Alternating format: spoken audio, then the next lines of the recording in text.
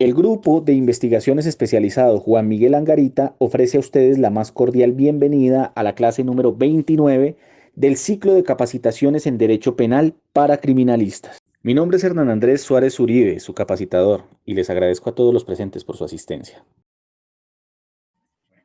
Buenas tardes para todos, queridos compañeros. Muchas gracias por asistir a este ciclo de capacitaciones en Derecho Penal y Procedimiento Penal para criminalistas del Grupo de Investigaciones Especializado.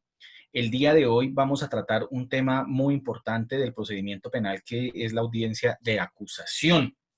Esta audiencia de acusación tiene diversas etapas, tiene diversos momentos y vamos a hacer una breve reflexión sobre esas pequeñas etapas.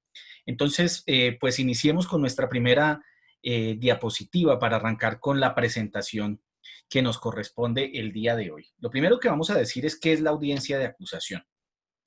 Como nosotros ya hemos venido mostrando, la audiencia de acusación es la primera diligencia que se desarrolla en la etapa de juicio dentro del procedimiento penal de la Ley 906 del año 2004. Se diferencia entonces la Ley 906 del año 2004 con la Ley 1826 del año 2018, que consagra el procedimiento penal abreviado, en que en el procedimiento penal abreviado, gracias al legislador, me parece una reforma muy importante, muy interesante, muy garantista.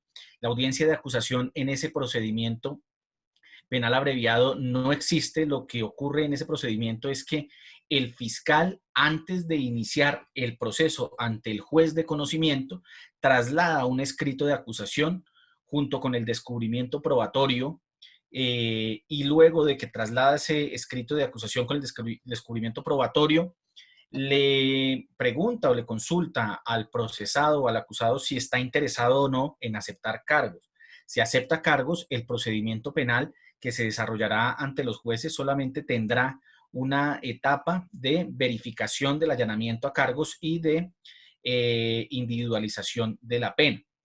Pero como estamos tratando el procedimiento penal de la Ley 906 del año 2004, pues tenemos que decir que la audiencia de acusación es la primera audiencia de el juicio, de la etapa de juicio dentro de este procedimiento, porque recuerden ustedes que en las etapas anteriores, esto es en la etapa de investigación, la primera audiencia es la audiencia de imputación, y en la etapa de indagación solamente se surtirán audiencias preliminares ante juez de control de garantías para la realización de actos de investigación que requieren control previo o control posterior según sea el caso.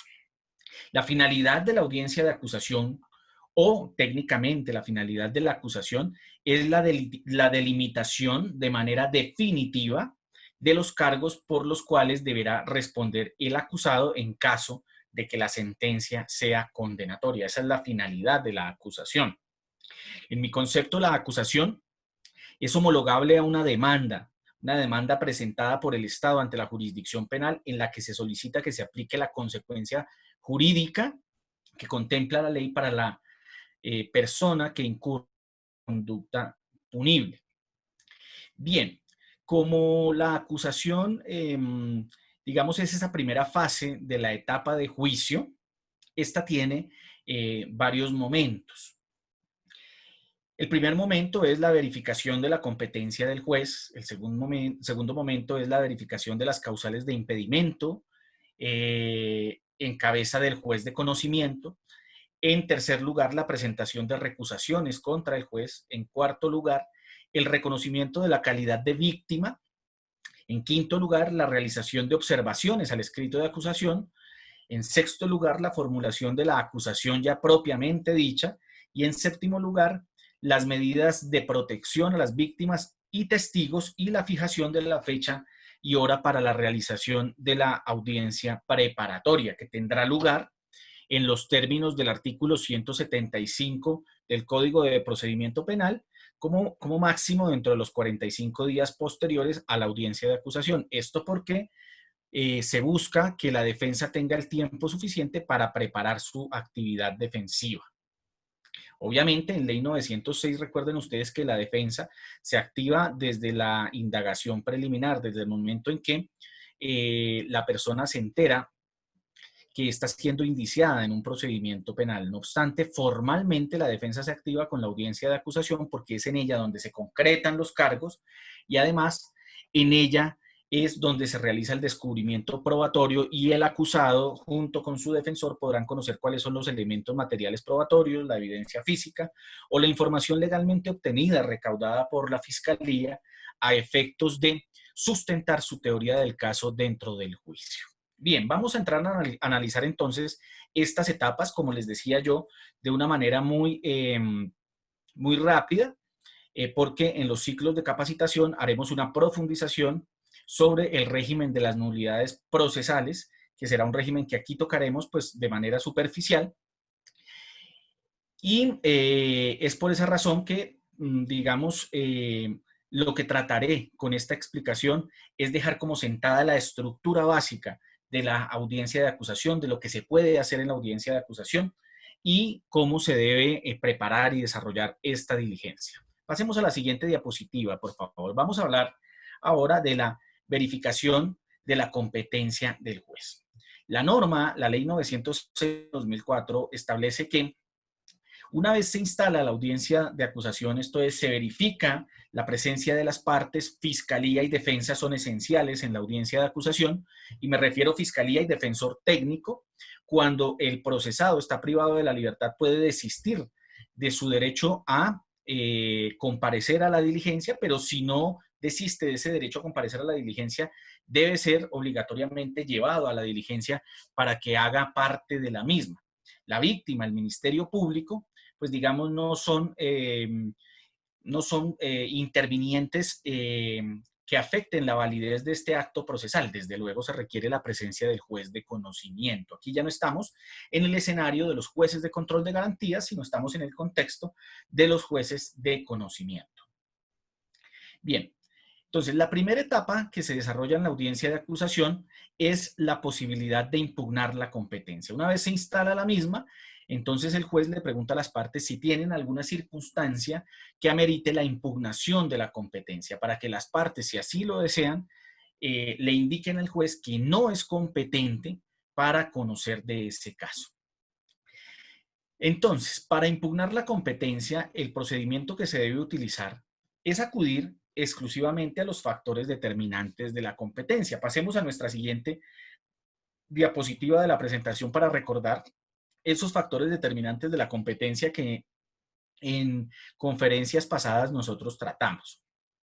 Recuerden ustedes que los factores determinantes de la competencia en materia procesal penal son 5.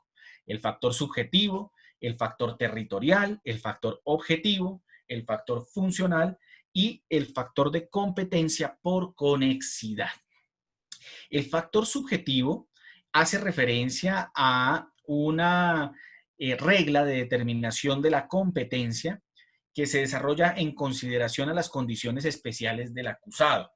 Esto es cuando el acusado tiene una circunstancia jurídica especial que hace que el juez competente para conocer de su caso sea uno u otro, según la ley, como por ejemplo, cuando se realiza el juzgamiento o la causa penal contra el presidente de la República, caso en el cual es la misma Constitución Política y la Ley 906 del año 2004 la que indica que el órgano competente de la jurisdicción penal para realizar toda la etapa de juzgamiento penal del presidente de la República es la Corte Suprema de Justicia.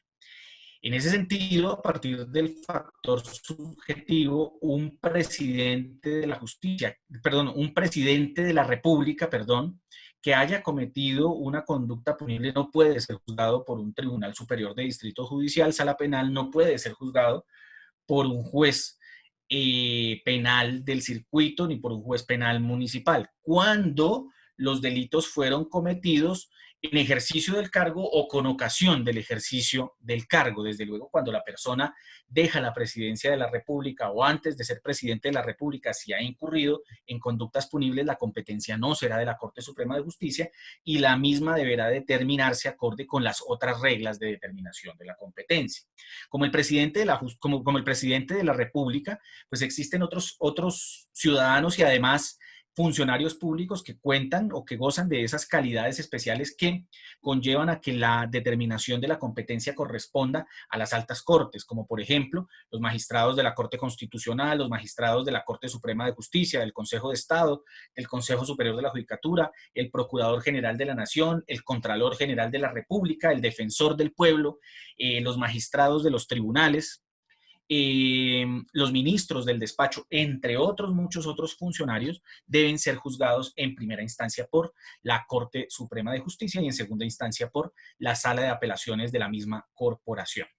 Bien, el siguiente factor determinante de la competencia es el factor territorial. Para hablar de ese factor territorial, pues uno como operador jurídico se pregunta, es por el lugar donde ejerce jurisdicción el juez que va a conocer del caso. Recuerden ustedes que territorialmente la jurisdicción penal está compuesta por la Corte Suprema de Justicia, que tiene una competencia a nivel nacional, o sea, tiene competencia en todo el territorio nacional. Está compuesta, a su vez, por los tribunales superiores de distrito judicial, que tienen competencia en el distrito judicial respectivo. Está integrada por los jueces del circuito, jueces penales especializados del circuito con función de conocimiento, o jueces penales del circuito con función de conocimiento.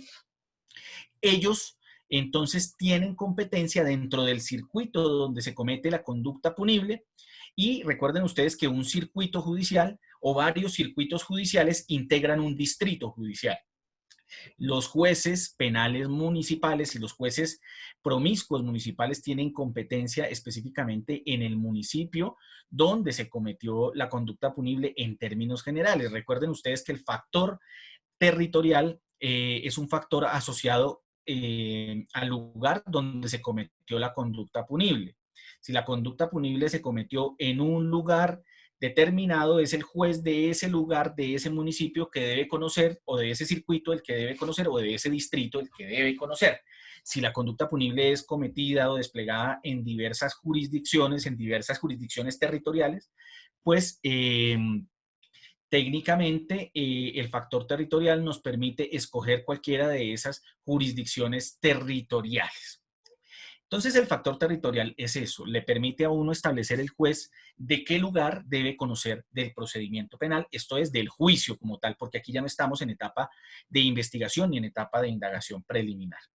El factor objetivo es otro factor determinante de la competencia que permite establecerla en consideración a la naturaleza del procedimiento. Y aquí hay muchos aspectos sobre los cuales uno puede hablar. Por ejemplo, si vamos a desarrollar un procedimiento relacionado con un acto investigativo que requiere un control previo o un control posterior, pues el juez de conocimiento no es el competente para ese trámite. Entonces, la naturaleza del procedimiento implicaría que el competente para la realización de ese trámite, verbigracia una búsqueda selectiva en bases de datos, verbigracia un control posterior a una interceptación de comunicaciones, digamos esto a manera de ejemplo, sería el juez penal con función de control de garantías. Pero la naturaleza del procedimiento también implica establecer muchas otras cosas. Por ejemplo, si el delito es cometido por militares o por miembros de la fuerza pública en servicio activo, pues será de competencia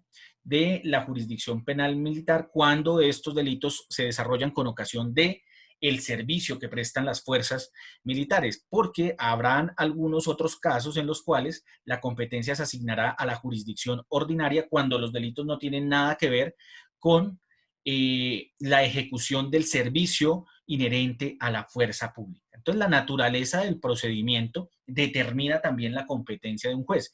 Esto implica entonces que un juicio no lo podrá conocer un juez laboral, porque el juez laboral es competente para conocer de asuntos laborales. Un juez civil tampoco será competente para conocer de un procedimiento penal, menos un juez contencioso administrativo. Y eso hace parte de la naturaleza del procedimiento. La naturaleza del procedimiento conlleva entonces también a determinar la competencia del juez de conocimiento. El factor funcional hace referencia a las facultades que la ley le otorga a los jueces en el contexto jerárquico en el que ellos se desempeñan. Entonces, la ley 906 dice que los jueces penales municipales son competentes para conocer, por ejemplo, de delitos querellables, entre otros muchos otros delitos que no son querellables, pero la ley específicamente asigna estos delitos a los jueces penales municipales o a los jueces promiscuos municipales. Eh, la ley también establece que por ejemplo, en materia de delitos de competencia de los jueces penales especializados, pues, por ejemplo, ellos tendrán competencia para efectos de conocer delitos como la desaparición forzada, el terrorismo, el narcotráfico, etcétera, delitos de mayor gravedad. Entonces, lo que quiero transmitir es que el factor funcional, pues para no volver a conferencias pasadas donde analizamos qué le competía a cada juez, pues ustedes sencillamente lo que hacen es miran la norma y corroboran si la competencia del juez penal especializado está dada para conocer, por ejemplo, del delito de injuria y calumnia. Si usted encuentra que la injuria y calumnia es de competencia del juez penal especializado, aclaro, no lo es, pues entonces en ese caso sí es competente el juez. Y si usted encuentra que no lo es, como lo acabamos de decir, pues ese juez no será competente y en ese caso se le debe decir al juez, señor juez, impugno su competencia porque usted como juez penal especializado no tiene las facultades jurídicas, las facultades legales para conocer de una investigación y un procedimiento penal por el delito de injuria y calumnia. Bien, la competencia por conexidad hace referencia a algunos casos en los cuales un juez de mayor jerarquía puede conocer no solamente los delitos que la ley le asigna, sino que por existir un concurso de delitos en los cuales existen delitos, por ejemplo, de competencia del juez penal especializado y también delitos de competencia del juez penal municipal, pues el juez penal especializado absorbe la competencia por conexidad para conocer de los delitos que son de su propia competencia, así como los delitos que son de competencia de otro juez. Esto cuando existe concurso de conductas punibles. De la misma manera, cuando existe concurso de conductas punibles, es decir, hay varias conductas punibles por judicializar, el juez, salvo que opere la ruptura de la unidad procesal, será competente para conocer el juzgamiento de todas esas conductas que concursaron en un mismo designio criminal o concursaron en una misma empresa criminal, en una misma idea criminal, en una misma realización delictiva por parte de los diferentes actores del delito. Esa competencia por conexidad, desde luego, se quebranta o deja de operar cuando se produce el fenómeno de la ruptura de la unidad procesal. Bien, entonces lo primero que uno hace cuando va a impugnar competencia es establecer si el juez, acorde con los factores determinantes de la competencia, es o no competente para conocer o adelantar la etapa de juicio prevista en la ley 906. Pase positiva, por favor.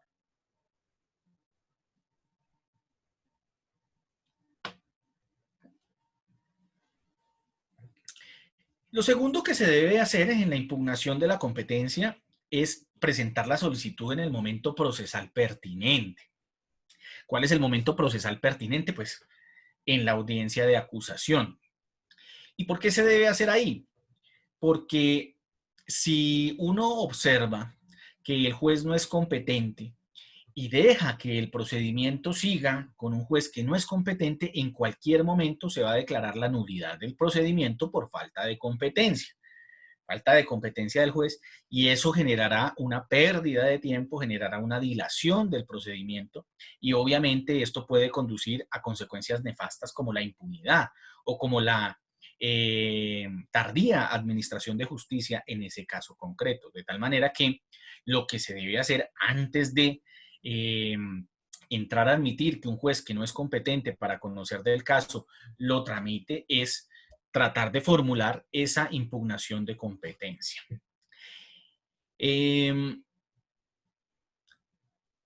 Los abogados a veces le tenemos un poco de miedo al trámite de impugnación de la competencia porque cuando tenemos el cliente privado de la libertad, corremos un riesgo grandísimo. El riesgo es que Más adelante, los términos de privación de la libertad del artículo 317 y 317A de la ley 906 del año 2004 no cuenten a favor del procesado, sino que cuenten a favor de la Administración de Justicia, porque se dice que la impugnación de competencia puede corresponder a un acto de naturaleza dilatoria por parte de la defensa, dilatoria del procedimiento. Eso no es cierto. No es un acto dilatorio del procedimiento, es un derecho legal, es un derecho constitucional del defensor impugnar la competencia cuando quiera que, conforme a los factores determinantes de la competencia, existe un argumento fuerte que impacta en esas facultades del juez para desarrollar o para dirigir esa etapa del juicio. Se puede ver como maniobra dilatoria cuando la impugnación de la competencia se encuentra totalmente sin ningún fundamento. El fundamento para determinar la competencia no solamente son los factores, sino la conducta punible que es la materia de la acusación. Es decir, la calificación jurídica provisional que se le, con la que se describe la conducta punible en el escrito de acusación es la que determina la competencia.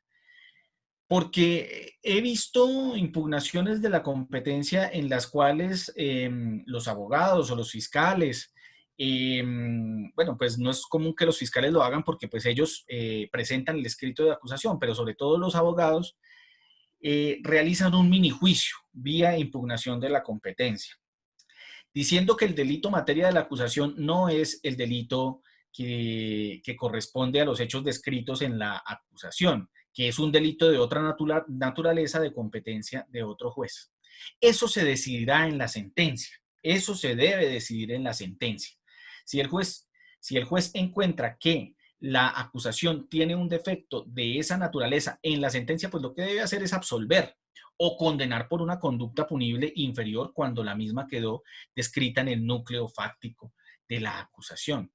Pero no se puede utilizar la impugnación de competencia para realizar minijuicios orientados a debatir la existencia o no de determinada conducta punible de verbigracia la que está escrita en la acusación, pues porque necesariamente el juez va a negar la impugnación de competencia y si eso se va en segunda instancia para el tribunal, en ese caso concreto podrá verse como una eventual maniobra dilatoria de la defensa que, contando con los factores determinantes de la competencia, pudo haber fundamentado adecuadamente su solicitud de impugnación. Bien.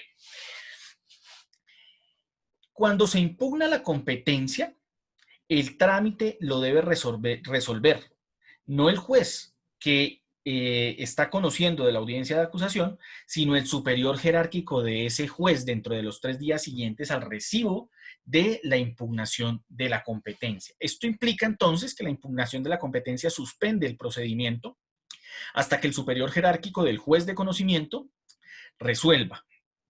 Ese juez superior jerárquico tendrá solamente 3 días para resolver la impugnación de la competencia. Esto quiere decir que solamente para efectos de términos de libertad solamente se pueden descontar 3 días. Solo se pueden descontar 3 días a la defensa.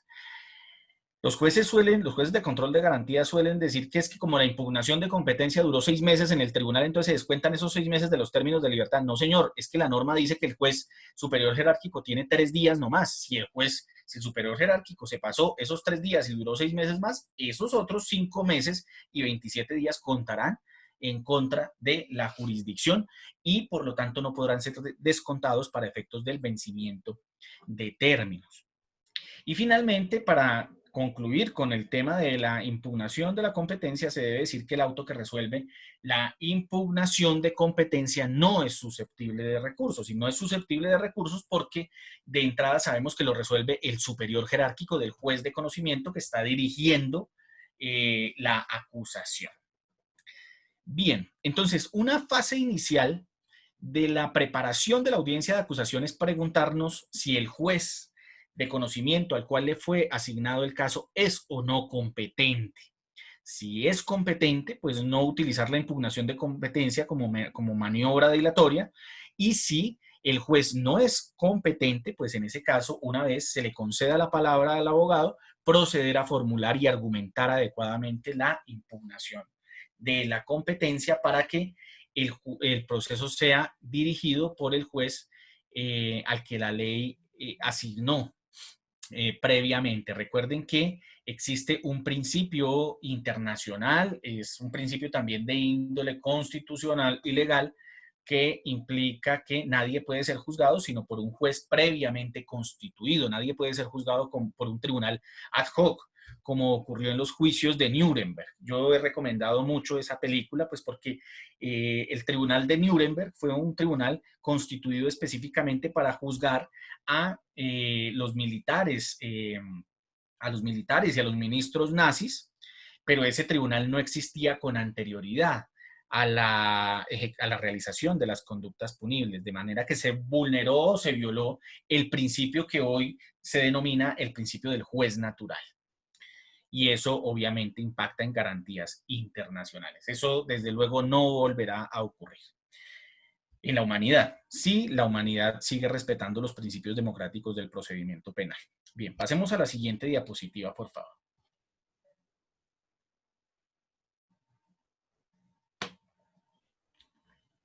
Bueno, vamos a hablar ahora de los impedimentos y recusaciones como otra etapa que se desarrolla en la audiencia de acusación. Esta figura procesal de los impedimentos y recusaciones tiene una filosofía en los principios constitucionales y legales del procedimiento penal. Recuerden que uno de esos principios es el principio de imparcialidad y de transparencia. Esto implica que el juez que va a conocer del juicio debe garantizarle a las partes, porque esto es un sistema de partes, la total imparcialidad, el despojo absoluto de los sesgos ideológicos, de los intereses económicos, de los intereses políticos que pueden eventualmente impactar en el sentido de la sentencia, en el sentido del fallo. Es por eso que cuando un juez de la República que haga parte de la jurisdicción penal y que tenga funciones de conocimiento, reciba un escrito de acusación, ese juez lo primero que debe hacer, ese juez es verificar si se encuentra o no impedido para conocer de ese procedimiento. Por ejemplo, porque a quien van a juzgar es a su esposa o compañera permanente, o a quien van a juzgar es a un amigo con quien guarda una amistad profunda, una amistad íntima, o porque a quien van a juzgar es a un deudor del mismo juez o a un acreedor del mismo juez, o porque a quien van a juzgar es a una persona que guarda con él un parentesco o ha tenido conflictos de intereses, o por ejemplo, cuando el juez ha sido abogado representante de esa persona a la que se va a juzgar, o por ejemplo, cuando el juez tiene algún tipo de parentesco o algún tipo de relación jurídica con el fiscal del caso, con víctimas que pueda eventualmente afectar su imparcialidad. Si el juez observa que se encuentra impedido para conocer del caso, pues una vez se instala la audiencia de acusación, una vez la instala, debe proceder a declararse impedido. Pues esto con ocasión de una norma de índole jurídica, pero además ética, y es que al juez de la República se le confía nada más y nada menos que la administración de justicia. Caso en el cual, si el juez se declara impedido, pues el juez que le sigue en turno definirá si acepta o no el impedimento, y si ese otro juez no acepta el impedimento, será el tribunal quien defina la competencia, o el superior jerárquico, el tribunal quien defina la competencia. Pero cuando el juez está investido de una causal de impedimento y no lo declara, pues en ese caso concreto las partes tendrán la posibilidad de recusar al juez. La recusación es un instrumento procesal para los intervinientes de la actividad en juicio que les permite solicitar el cambio del juez cuando quiera que éste se encuentra incurso en alguna de las causales de impedimento del artículo 56 de la Ley 906 del año 2004. Una vez se presenta la recusación, pues el juez de conocimiento deberá remitir el expediente al juez que le sigue en turno para que determine si acepta o no acepta la respectiva recusación. Y con una particularidad, el juez que no se declaró impedido y fue recusado eficazmente puede ser sometido a un procedimiento disciplinario. Pasemos a la siguiente diapositiva, por favor.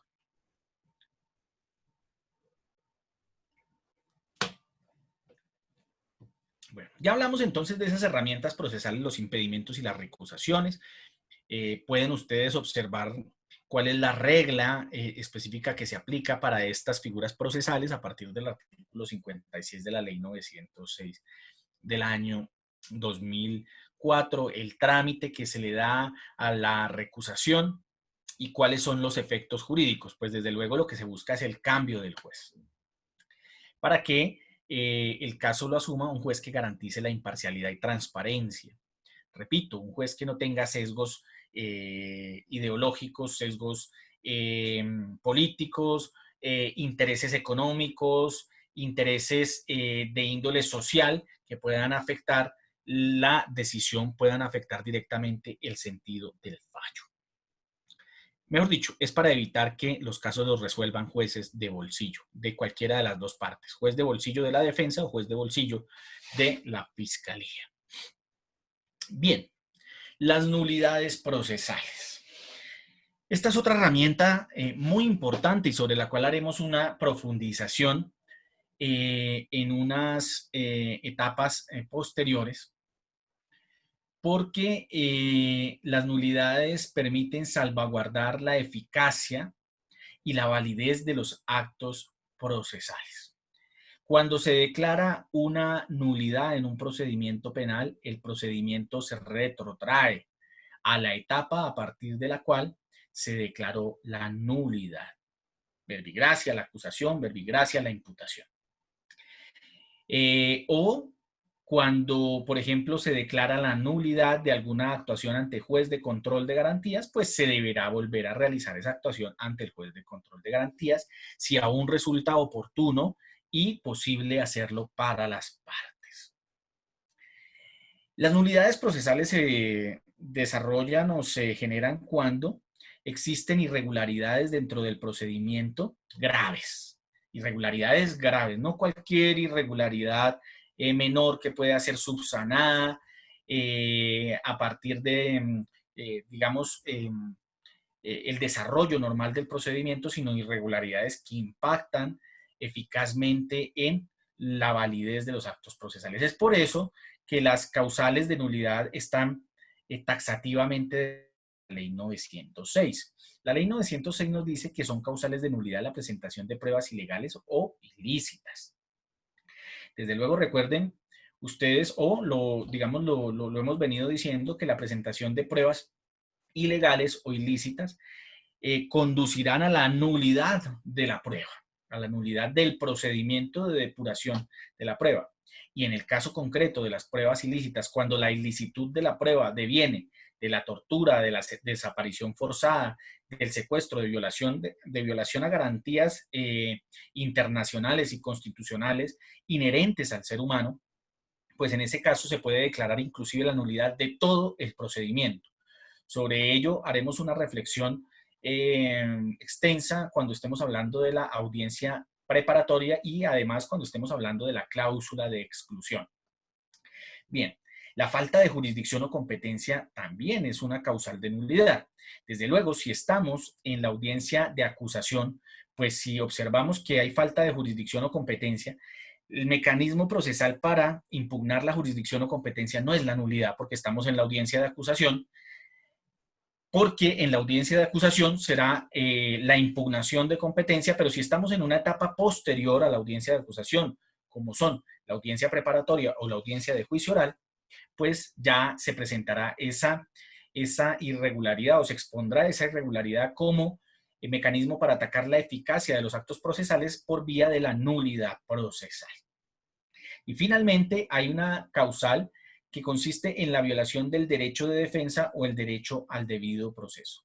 Esta causal, pues, es una causal que pareciera muy concreta, pero en la práctica es una causal eh, sumamente extensa, diría yo que en algunos casos indeterminada, porque del derecho fundamental al debido proceso emanan cualquier cantidad de garantías constitucionales.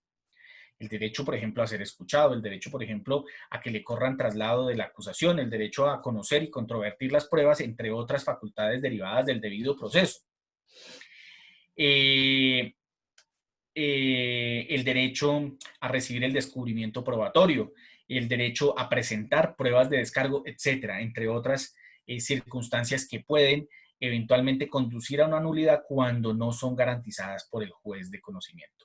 Entonces, las causales de nulidad están ahí. Esta tercera se desarrolla a partir de muchas hipótesis. Es una causal que les digo yo, es bastante extensa, bastante amplia, porque las garantías constitucionales derivadas del derecho fundamental al debido proceso y del derecho fundamental a la defensa, material y técnica, pues son bastantes, de tal manera que hay que mirar si la violación de una de esas garantías impacta eficazmente en la validez de los actos procesales, porque recuerden, no cualquier irregularidad puede afectar la validez de los actos procesales, como por ejemplo, no, que la citación me llegó a una dirección diferente a la que yo tengo reportada en el procedimiento, pero de todos modos me presento acá a la audiencia.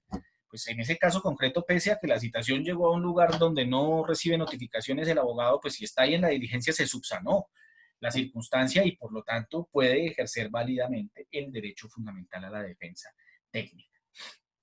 Repito, el efecto de las nulidades procesales, que lo profundizaremos con la mayor rigurosidad posible, es que cuando se declara la nulidad procesal, el proceso se retrotrae, se devuelve a ese momento en el cual se debió garantizar esa ausencia de irregularidades representativas en el proceso penal.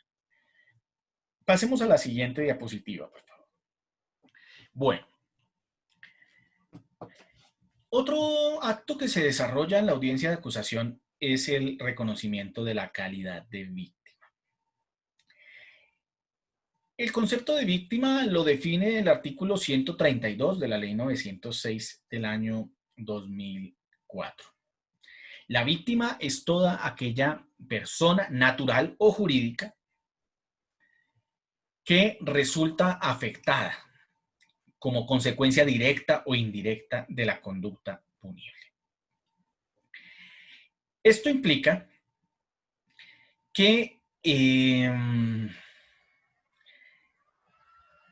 la víctima, el concepto de víctima no es sinónimo del concepto de sujeto pasivo.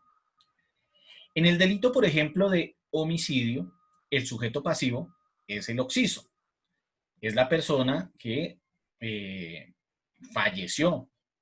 Esa es la víctima directa. Ese es el occiso. Pero hay otras víctimas que son los afectados de manera indirecta con el fallecimiento injusto del occiso. Como por ejemplo pueden ser sus hijos, su esposa, compañera, compañero permanente, o los parientes que dependían económicamente de estas personas. O todas aquellas personas naturales o jurídicas que de manera directa o indirecta resulten afectadas de manera causal con la ocurrencia de la conducta punible. Es importante que cuando una persona va a solicitar el reconocimiento de la calidad de víctima en el proceso penal, en esa audiencia de acusación, como mínimo, allegue los elementos materiales probatorios, la evidencia física o la información legalmente obtenida, acorde con las reglas de producción de la prueba, que le permita acreditar, así sea en grado sumario, esa condición de víctima. ¿Esto qué implica? Que no basta que una persona se presente a decir a la audiencia de acusación que es la víctima. no basta. Se requiere que presente una evidencia o un elemento material probatorio que le permita al juez concluir como mínimo que tiene una relación directa o indirecta con el daño padecido y derivado de la conducta punible. ¿El daño a qué? Pues el daño a los intereses jurídicos o a los bienes jurídicos protegidos por la ley penal, la vida, el patrimonio económico, la autonomía, integridad personal, etcétera. Bien, el auto que niega el reconocimiento de la calidad de víctima en la audiencia de acusación es susceptible del recurso de apelación. Esto implica entonces que cuando el juez de conocimiento niega el reconocimiento de la calidad de víctima, quien lo solicitó podrá apelar su decisión. Bien, pasemos a la siguiente y última diapositiva, en la cual hablaremos ya de la delimitación de la acusación. La acusación es un acto complejo, se compone de dos etapas fundamentales. La presentación del escrito de acusación, cuando finaliza la etapa de indagación y con él inicia la etapa del juicio. Este es un acto formal que realiza el fiscal, que por escrito y cumpliendo unas reglas de procedimiento, unos requisitos especiales, pues presenta ante los jueces de conocimiento su solicitud de apertura del juicio. Entonces, el escrito de acusación es una solicitud de apertura del juicio donde se le dice al juez por qué conductas, cuáles son los hechos y cuál es la calificación jurídica por la cual se debe llevar a una persona a juicio. Esto implica entonces que el escrito de acusación tiene varios requisitos, de los cuales los más importantes son la delimitación fáctica de la acusación. Esto es, la incorporación en el escrito de acusación no solamente de la identidad del acusado, de su defensor, de la víctima, del representante del Ministerio Público, la identificación del fiscal, la identificación básica del número de noticia criminal, sino que además se requiere que el fiscal incorpore los hechos jurídicamente relevantes que en su concepto conducen a concluir que el acusado incurrió o no, pues incurrió en una conducta punible. Esto implica entonces una delimitación específica de las circunstancias de tiempo, modo y lugar en que ocurrió la conducta punible. Aquí se pone una mención a manera de ejemplo. Entonces, el fiscal en la acusación fáctica debe indicar, en este caso concreto, que el día 10 de febrero, esto es una circunstancia de tiempo, a las 11 hora militar, el señor Andrés Suárez, ya identificado, o sea, ya se identificó al acusado, se apoderó de un vehículo automotor. Esa es la conducta que desarrolló el señor Andrés Suárez. Ese apoderar, recuerden ustedes que es el verbo rector de la conducta de hurto, de propiedad de la señora María Peña, apoderamiento que se prolongó por más de 15 días en los cuales el vehículo estuvo en el garaje de su casa, de la casa de su propiedad, lapso de tiempo durante el cual el victimario estuvo hospitalizado por COVID-19. Entonces aquí el fiscal lo que está haciendo es describiendo la acusación fáctica y mostrándole al juez cómo la persona incurrió en una conducta activa de la cual se puede inferir o se puede derivar una consecuencia punitiva. Bien.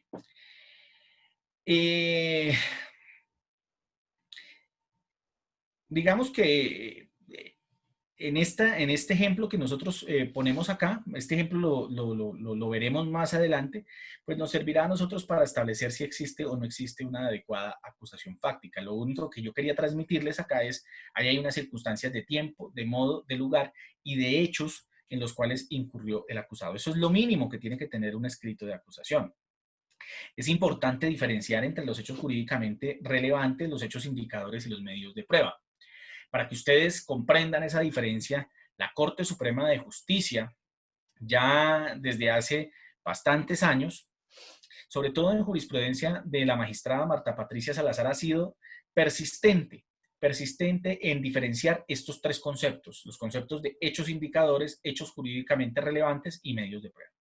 Para la Corte Suprema de Justicia, los hechos jurídicamente relevantes son aquellos hechos que se pueden subsumir en el modelo normativo del delito en toda la extensión de la estructura del delito, no solamente en el modelo normativo del tipo penal. De tal manera que en el escrito de acusación el fiscal tiene que indicar quién es el sujeto activo, quién es el sujeto pasivo, cuál es el bien jurídico tutelado por la ley penal, cuál fue la conducta o el verbo rector desplegado por esta persona del acusado, cuál es el elemento normativo, cuáles son los elementos descriptivos del tipo penal, o cuáles son las normas de reenvío del tipo penal cuando el tipo penal es un tipo penal en blanco, para efectos de delimitar adecuadamente la conducta y poder subsumir la conducta en el modelo normativo del delito. Esto es, hacer encajar la conducta en la descripción del delito como tal. No solamente en la descripción típica, sino también en la descripción del modelo previsto por la ley para el concepto de antijuridicidad formal y material y del modelo previsto por la ley para el concepto de culpabilidad. Esto es, indicando claramente que la persona es imputable, que la persona conocía la antijuridicidad de su conducta y que la persona tenía la posibilidad en términos reales y efectivos de comportarse de una manera diferente a la forma como se comportó. Entonces, esa delimitación de los hechos jurídicamente relevantes eh, pues implica, digamos, un esfuerzo mayúsculo por parte del fiscal, porque el fiscal en su narración tiene que especificar, respetar ese principio de especificidad de la conducta punible para hacer encajar su narración con el modelo normativo y de esa manera garantizar muchos aspectos. Por ejemplo, garantizar que la defensa va a saber de qué se va a defender, garantizar que la sentencia tenga congruencia con los hechos incorporados en la acusación y con los hechos incorporados en la imputación, entre otras garantías que impactan en el sentido del fallo. Desde luego, porque una mala acusación puede afectar gravemente el derecho fundamental a la defensa. Pues repito, una acusación incomprensible, una acusación, digamos, anfibológica, una acusación desorganizada, como suelen presentarla los fiscales, realmente entorpece el ejercicio del derecho fundamental a la defensa. Muchos fiscales en sus escritos de acusación incorporan 100 páginas de acusación. Cuando un fiscal necesita incorporar 100 páginas en la acusación fáctica, pues técnicamente el fiscal no tiene claro qué es lo que está haciendo. Una acusación fáctica se concreta en 3 o 4 páginas en las que se describe la conducta, en las que se describe qué fue lo que la persona hizo, cómo lo hizo, cuándo, dónde, con quién, bajo qué circunstancias puntuales lo hizo y cómo eso encaja lo normativo del delito y cómo eso debe llevar a una consecuencia jurídica. Esos son los hechos jurídicamente relevantes. Los hechos indicadores son diferentes a los hechos jurídicamente relevantes. Estos tienen como característica que los mismos no se pueden subsumir en el modelo normativo del delito. Por ejemplo, cuando el fiscal dice que el señor Andrés Suárez, vestido con su saco rojo, se apoderó de un carro, ese vestido con su saco rojo es un hecho que no se puede subsumir en el modelo normativo del delito porque no existe ningún tipo penal que diga que una persona vestida con el saco rojo, además, que se apodere de un vehículo incurrirá en prisión. O sea, ese vestido con el saco rojo es un hecho que eventualmente puede ser un indicador de alguna circunstancia puntual, como por ejemplo el saco rojo que utiliza el cuerpo de bomberos y que en ese caso concreto le sirvió a esta persona para aprovechar su condición de superioridad o su autoridad para apoderarse del carro y a partir de ahí eventualmente derivar alguna circunstancia que impacte en la estructura normal de la conducta punible, agravándola, por ejemplo. Se me ocurre eso a manera de ejemplo. Entonces, los hechos indicadores no se subsumen en el modelo normativo, pero sí son importantes. ¿Por qué? Porque los hechos indicadores, a pesar de que no caben dentro de la estructura básica del delito, pueden hacer más probable la ocurrencia de la conducta punible. Como por ejemplo cuando en la acusación se dice que conforme a la información obtenida por la policía judicial y a la entrevista obtenida de tal persona, se logró establecer que la misma escuchó unos disparos y que luego de que escuchó unos disparos vio correr a un señor que conocía de hace mucho tiempo y que esa persona pues salió corriendo del lugar de los hechos y y que luego trató de ocultarse de las autoridades. Ese salir corriendo no hace parte de la estructura normativa del delito, pero ese salir corriendo es un hecho que puede indicar que esa persona que salió corriendo y que estaba compartiendo en ese momento con el occiso fue eventualmente la que le causó la muerte. Es un hecho indicador, no permite inferir necesariamente que le causó la muerte, pero hace más probable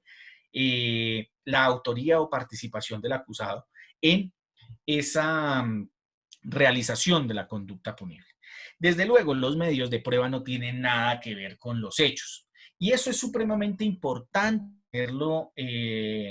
tenerlo claro. Los medios de prueba no son ni los hechos jurídicamente relevantes ni los hechos indicadores. Los medios de prueba son simplemente los instrumentos que va a utilizar el fiscal o los instrumentos que va a utilizar la defensa para acreditar su teoría del caso. Pero existen circunstancias donde los fiscales, en vez de incluir hechos jurídicamente relevantes a la acusación, lo que incluyen es la transcripción de los informes de policía judicial, o sea, de los medios de prueba. Y eso es un error garrafal que se le castiga a la fiscalía con nulidad, inclusive a instancias de casación. Bien. En la acusación, tanto en el escrito de acusación como en la audiencia de acusación, se debe realizar una delimitación de la calificación jurídica provisional. Cuando el fiscal le dice al juez cuáles fueron los hechos jurídicamente relevantes en los cuales incurrió el acusado, pues inmediatamente debe decirle al juez cómo esos hechos jurídicamente relevantes encajan en determinado modelo normativo del delito, en determinado tipo penal. Y ese tipo penal en el que encajan esos hechos jurídicamente relevantes corresponderá a la calificación jurídica provisional. ¿Por qué provisional? Porque en la sentencia el juez podrá condenar por un delito diferente al de la calificación jurídica provisional cuando ese delito fue descrito en la acusación fáctica. Pero si el delito diferente de inferior contundencia o de inferior consecuencia punitiva no es descrito en la acusación fáctica, el juez tiene el deber ineludible de absolver al acusado, quien no podrá volver a ser juzgado por los mismos hechos, en virtud del principio constitucional del non bis in idem. Finalmente, en la audiencia de acusación se realiza el descubrimiento probatorio por parte de la Fiscalía. Bien, se realiza en la audiencia de acusación o bien se realiza dentro de los 3 días siguientes a la fecha de la audiencia de acusación. Bueno, ese descubrimiento probatorio es un acto procesal supremamente importante. La Fiscalía tiene que entregarle a la defensa todos los elementos materiales probatorios, la evidencia física y la información legalmente obtenida, toda la información legalmente obtenida, para que la defensa a partir de ahí valore este conjunto de instrumentos probatorios y a partir de ahí estructure su estrategia de defensa. ¿Cómo debe hacer el descubrimiento probatorio la Fiscalía? Pues debe hacerlo de manera organizada y el orden del descubrimiento probatorio reposa en el escrito de acusación. Ya desde el escrito de acusación, el fiscal tiene el deber de incorporar cuáles son los elementos materiales de prueba, cuáles son las evidencias que tiene, cuál es la información que tiene, cuáles son los testigos presenciales, los testigos de acreditación, los testigos periciales que va a llevar a juicio y cuáles son las demás pruebas que pretende practicar en juicio. Entonces, el fiscal tiene en ese momento el deber jurídico de revelar qué es lo que tiene. En mi concepto, ese deber jurídico debería existir a partir del momento en que la persona es imputada y privada de la libertad. ¿Por qué? Porque no es lógico que una persona sea imputada y en la imputación se señalen los hechos jurídicamente relevantes, se presenten 2 o 3 elementos materiales probatorios y como consecuencia de eso se lleva una persona a una privación de la libertad durante mínimo 1 año en establecimiento carcelario o en su lugar de residencia, sin que la persona solamente conozca la narración del fiscal, pero no conozca cuáles son los elementos materiales probatorios que la Fiscalía tiene. Sin embargo, la Corte Constitucional ya dijo que el descubrimiento probatorio por disposición del legislador se debe producir en la audiencia de acusación. Eso, en mi concepto, es un error de la Corte Constitucional, porque desde luego nadie puede estar privado de la libertad sin conocer cuáles son los medios de prueba o los elementos materiales probatorios que pesan en su contra.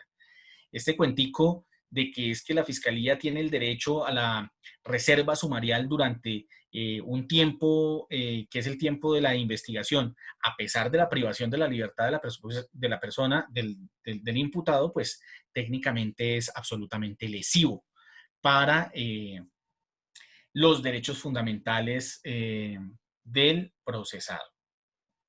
Bien, ese descubrimiento probatorio además debe ser un acto ordenado. Los fiscales tienen también que corregir esa conducta en el sentido de que no basta con decirle a un defensor, mire, yo allá en la bodega del archivo de la fiscalía tengo 4.000 acetas, 5.000 teras y entonces vaya, recoge y mire a ver qué le sirve y qué no le sirve y nos vemos en 45 días a ver usted qué preparó para su defensa.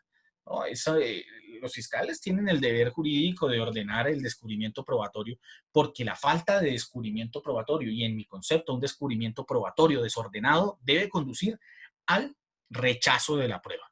Obviamente también por disposición de la ley 906. Bien, finalicemos entonces nuestra conferencia, pasemos a la última diapositiva, indicando que en esta audiencia de acusación el juez también podrá tomar las medidas de protección a las víctimas y a los testigos del proceso, pues para evitar perjuicios irremediables a su integridad física y para garantizar su comparecencia a juicio. Y esas medidas las tiene que solicitar el fiscal, las tiene que solicitar la víctima, las puede solicitar también la defensa para que el juez ordene la protección especial a víctimas y a testigos. Bien. Con esto, queridos amigos, entonces nosotros finalizamos nuestra conversación del día de hoy. Espero les haya gustado.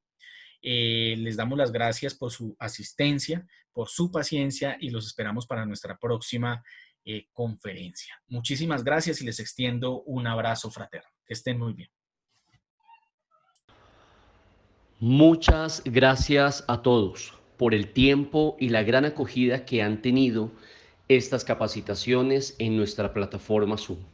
Los invitamos a presenciarlas en directo registrándose en el formulario de la descripción y estar atentos a sus correos y teléfonos para ser notificados de las sesiones en vivo.